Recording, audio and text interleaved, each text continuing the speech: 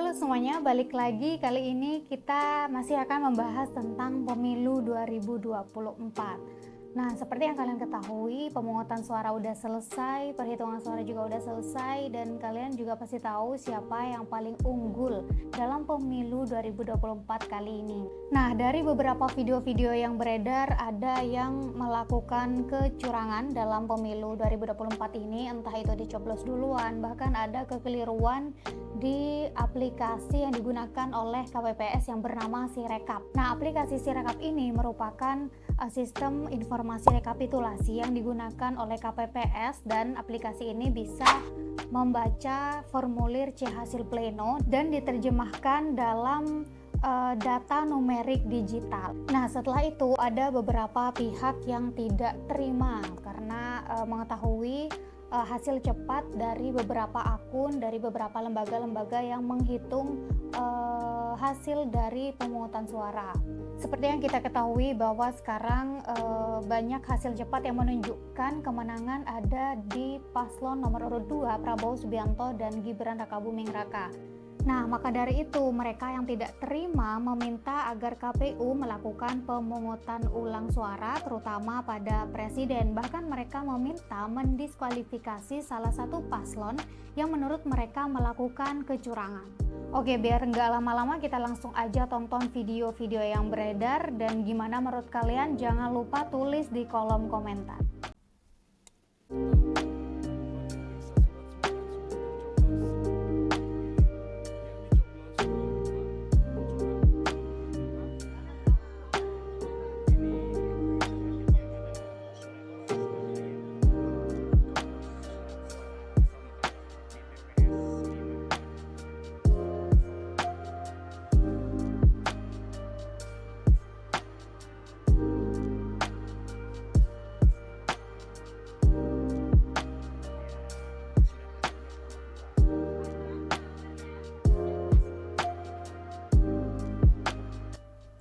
Nah, jadi dalam video ini memperlihatkan bahwa ada di salah satu TPS yang surat suaranya sudah dicoblos terlebih dahulu sebelum melakukan pemungutan suara oleh masyarakat di sana. Itu mertong terus. Iya. Ini apa dia? Iya pada ya bagus.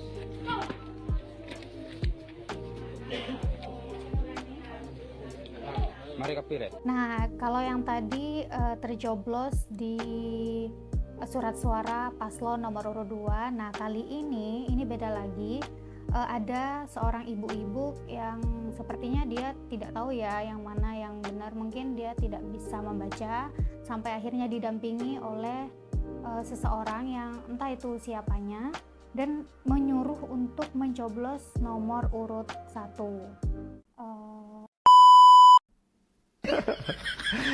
Saiki ngene ya Lur ya, buat pelajaran sama kanggo awake dhewe kabeh ya ta. Lek golek wong kerja iki didelok sik pengalamane piye. Didelok tau kerja apa ae, delokan kaya ngene iki. Ngene iki ya ora ya. Kancane sing remuk ngene iki ya.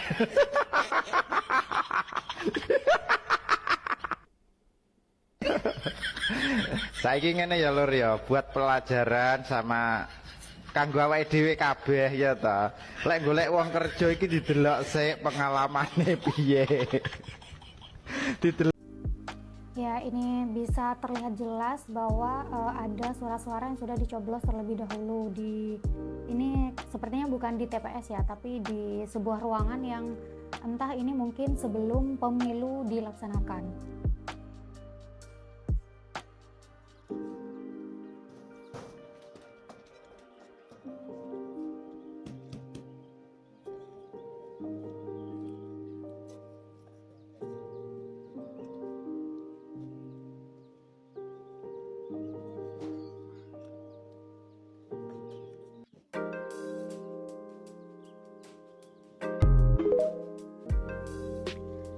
Iya, kalau tadi ada beberapa yang tidak terima katanya ya, bahwa pemilu ada yang melakukan kecurangan, sepertinya tidak hanya salah satu paslon saja, tapi beberapa paslon juga, yang lain juga.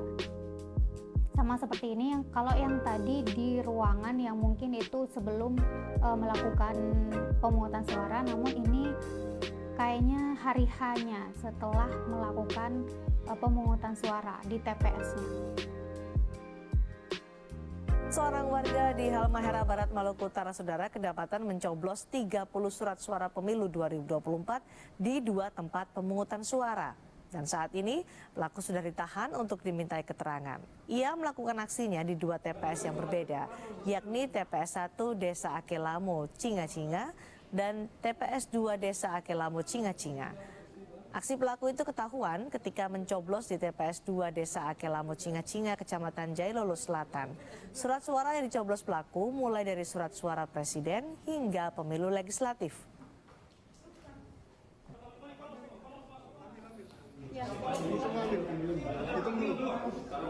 Ya, untuk sementara ya, informasi yang diterima itu kan melibatkan kurang lebih ada 3 orang.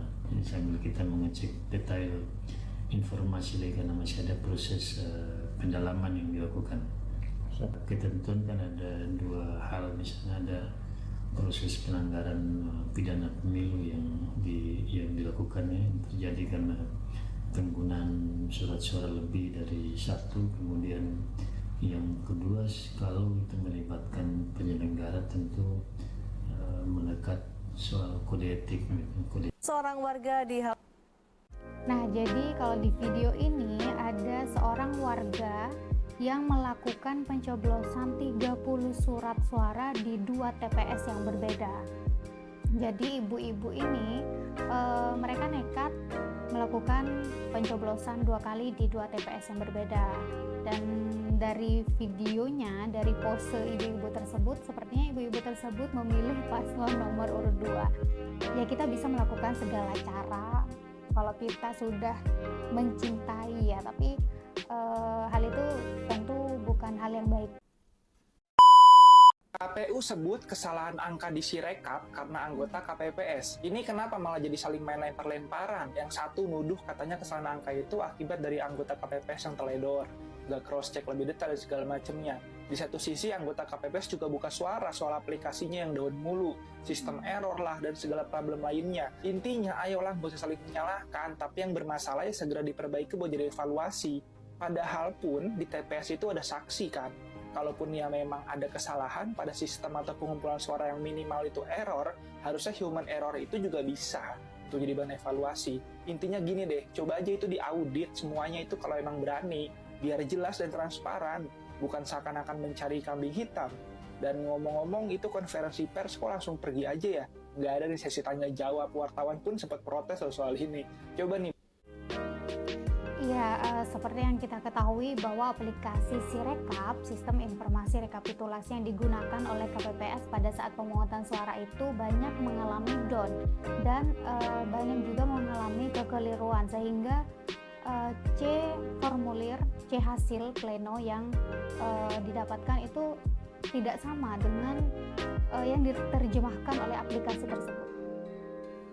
Buat teman-teman anggota KPPS atau siapapun lah yang punya tanggapan, drop komen ya. Sehingga demikian penjelasan kami hanya sampai di sini. Assalamualaikum warahmatullahi wabarakatuh. Kok nggak ada tanya jawab? Kok nggak ada tanya?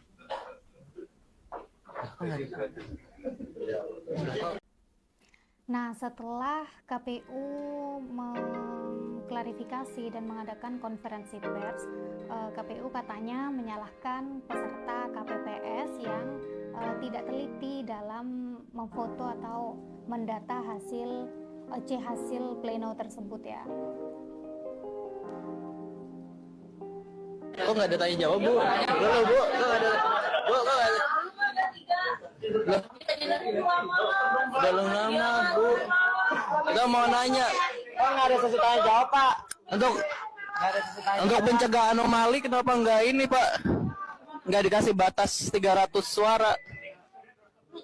Kok lah, Pak, kok nggak mau ditanya, Pak? Pak, lah, Pak, lah. Lah, padahal mau ditanya gimana? Gue mau nanya nih, tadinya gue mau nanya. Nah, dalam konferensi pers tersebut, KPU juga tidak memberikan kesempatan wartawan untuk bertanya soal aplikasi aplikasi tersebut. Entah kesalahan ini memang dari aplikasinya atau memang kesalahan dari peserta KPPS itu sendiri.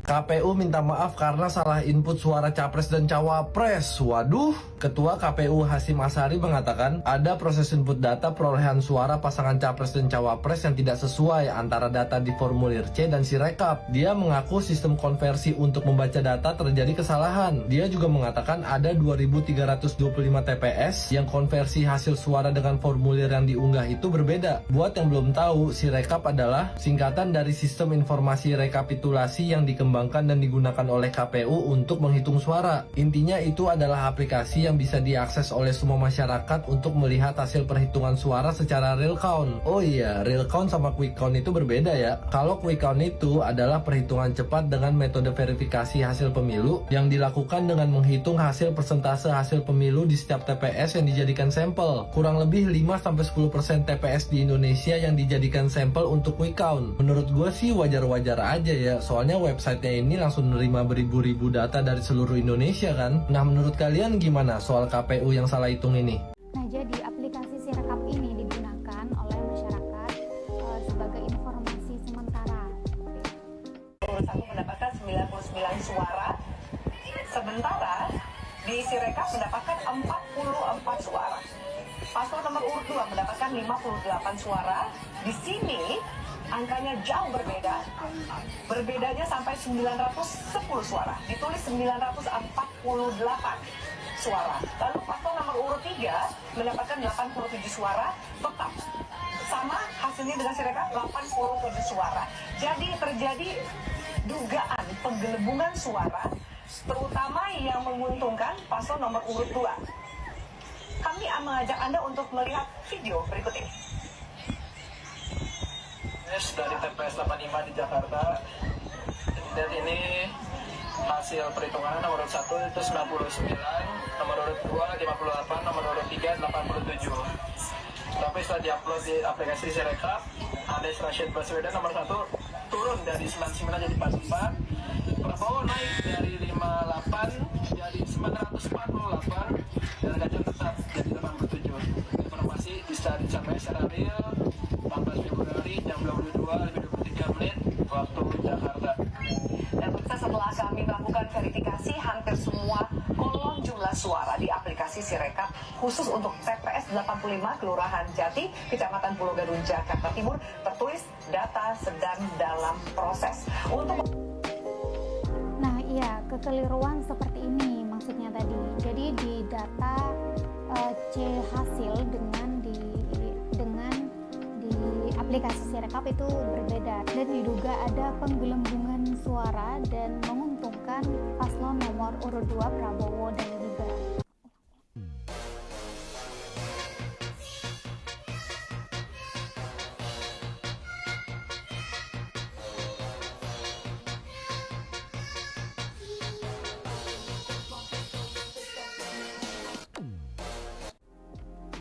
Nah ya, ini sama, ini aplikasi Sirekap dan C hasil dari pemungutan suara, dan dimana memang kebanyakan aplikasi Sirekap ini bermasalah di bagian situ. Jadi ketika aplikasi Sirekap memfoto C hasil itu pada saat akan diubah, ada bagian edit diubah, itu tidak bisa diubah dan malah menambah suara pada paslon nomor urut 2.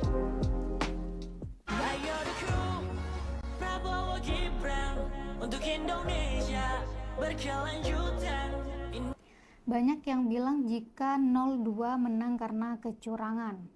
Hey, yang selalu muncul berita kecurangan justru dari paslon 01 dan 03, bahkan 02 belum ada. Coba lihat video-video yang FYP, hampir semua rata-rata kecurangan paslon 01 dan 03. Tapi anehnya mereka menuduh paslon 02 yang curang, aneh katanya. Kalau kita ngomong kecurangan, sepertinya dari tadi video-video yang pertama kita lihat ada beberapa yang memang melakukan kecurangan, bukan hanya dari paslon nomor urut 2 tapi juga ada di paslon nomor urut 1. Dan kalian juga perlu mengetahui bahwa kecurangan ini lebih banyak di bawah yang melakukannya. Jadi pencoblosan ulang di Sampang Madura hasilnya bikin shock. Coblos ulang itu hanya untuk pemilihan presiden. Untuk pemilihan DPR RI, DPRD, dan DPD tidak diulang.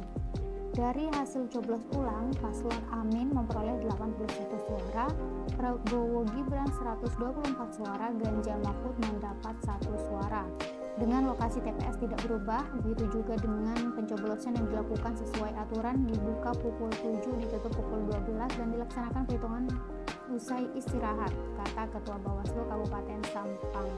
Jadi, ada yang melakukan pencoblosan ulang di salah satu TPS dan hasilnya tetap sama gitu. Jadi mereka mengatakan tidak ada kecurangan. Jadi di paslon nomor urut 2 ini memang banyak pemilihnya gitu.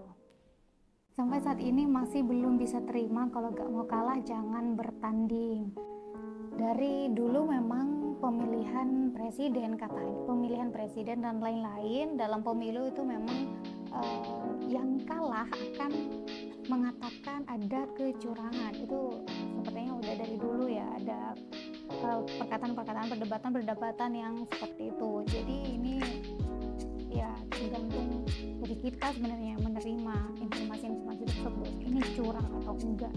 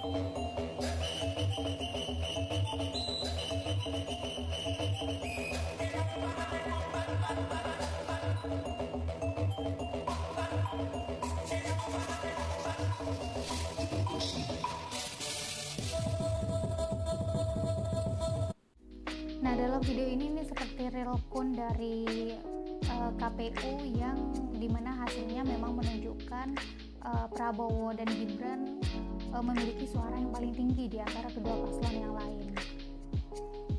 Saya kayak dejavu pimpinan. Saya menolak situng sampai Epi marah-marah. Nggak ada masalah.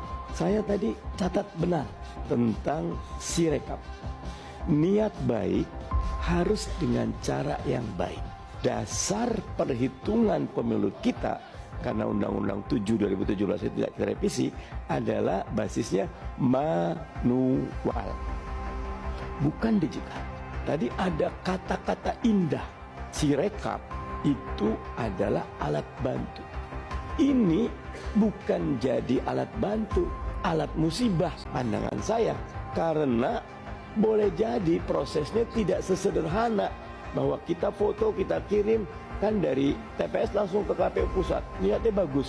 Tapi ini kalau ini lebih dipercaya, maka seluruh proses manual ini menjadi berantakan. Padahal ini tidak ada dasar perhitungan. Saya kayak dejavu pimpinan. Jadi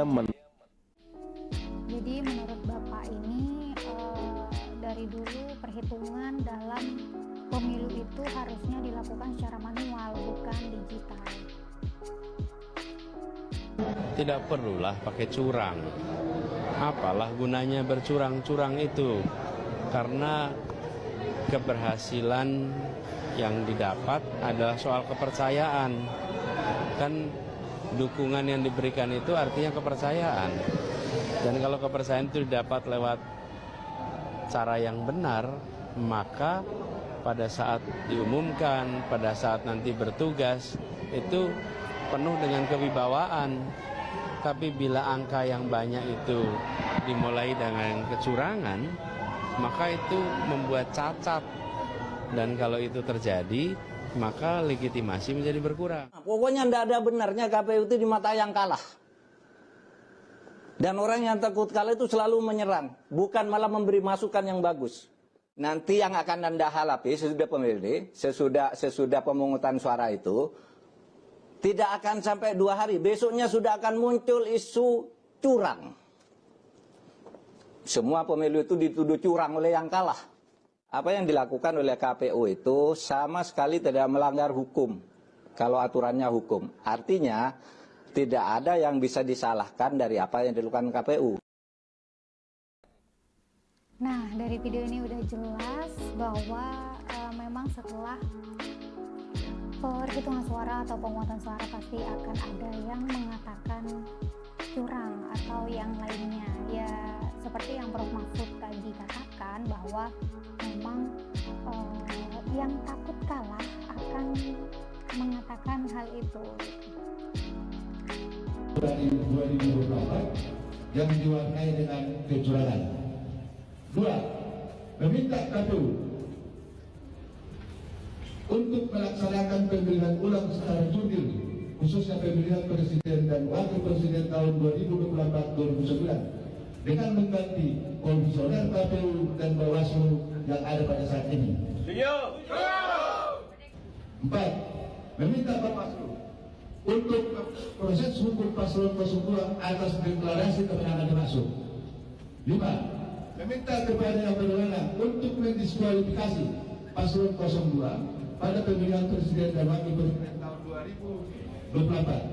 Ini merupakan relawan dari paslon nomor 3 di mana relawan ini meminta agar salah satu paslon yang mereka anggap melakukan kecurangan agar didiskualifikasi dan meminta KPU agar melakukan pemungutan ulang suara. Ya, kecurangan itu memang didesain. Jadi bukan kita lihat, kita rasakan dari awal, dari proses pencalonan Gibran. Itu faktanya udah begitu. Bukan pengulangan, itu mestinya kalau dibilang pengulangan dari awal, yaitu batalkan Gibran dulu. Kan dia masuk dengan cara yang tidak jujur kan. Jadi jangan di ujungnya diperbaiki, di awalnya diperbaiki dong. Itu. Jelajahi. Nah, ini merupakan pengamat politik ya. Dia mengatakan bahwa dari awal memang sudah ada kecurangan di antara paslon 02 ini dari pertama kali masuknya Gibran Rakabuming Raka sebagai calon wakil presiden yang diputuskan oleh MK gitu katanya. Mungkin salah input atau juga pembacaannya juga bermasalah. Namun harus kami sampaikan bahwa Sirekap adalah bukan penentu. Nah, ini membahas aplikasi Sirekap ya. Rahmat Baja ini merupakan ketua Bawaslu di mana dia mengatakan bahwa aplikasi Sirekap itu bukan penentu dari hasil pemungutan suara terhadap rekapitulasi. Penentunya tetap menurut Undang-Undang 7 tahun 2017 adalah manual rekapitulasi.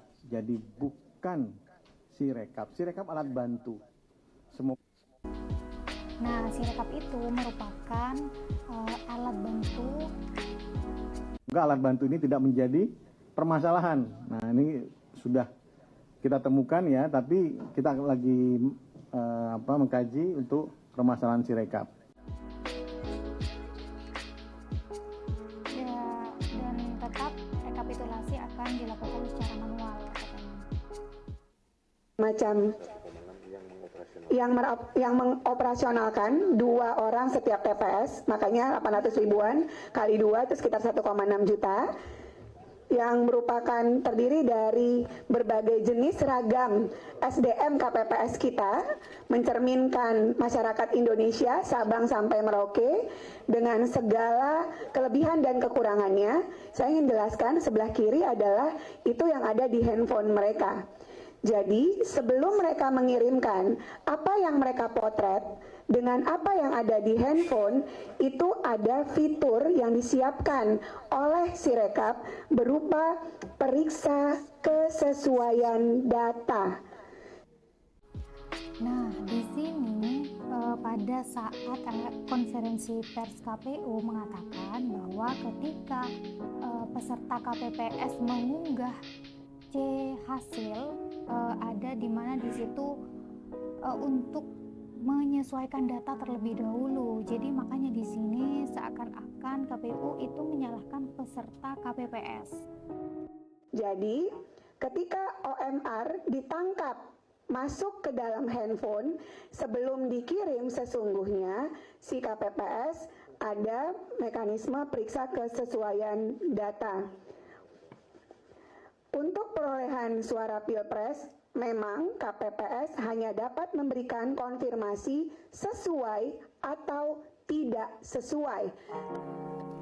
Nah, untuk data presiden dan wakil presiden, peserta KPPS hanya bisa menyetujui sesuai atau tidak. Jadi memang peserta KPPS tidak bisa merubahnya gitu. Jadi kebanyakan masalah yang sebelumnya itu bahwa peserta KPPS tidak bisa merubah angka suara dari aplikasi Sirekap ini. Nah, diklarifikasi nih di sini bahwa memang peserta KPPS hanya bisa menyetujui sesuai atau tidak. Jadi memang dari awal harusnya peserta KPPS menyesuaikan terlebih dahulu gitu, dari foto hingga pada saat di-upload. Terhadap hasil pembacaan Sirekap, KPPS untuk presiden dan wakil presiden tidak dapat melakukan koreksi. Nanti ketua akan menjelaskan.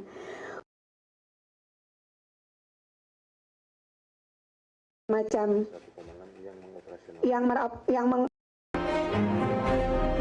pertama ya, mengenai kecurangan.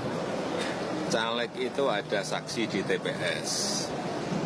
Partai ada saksi di TPS, capres, cawapres, kandidat ada saksi di TPS. Di TPS ada Bawaslu, aparat juga ada di sana. Terbuka untuk diambil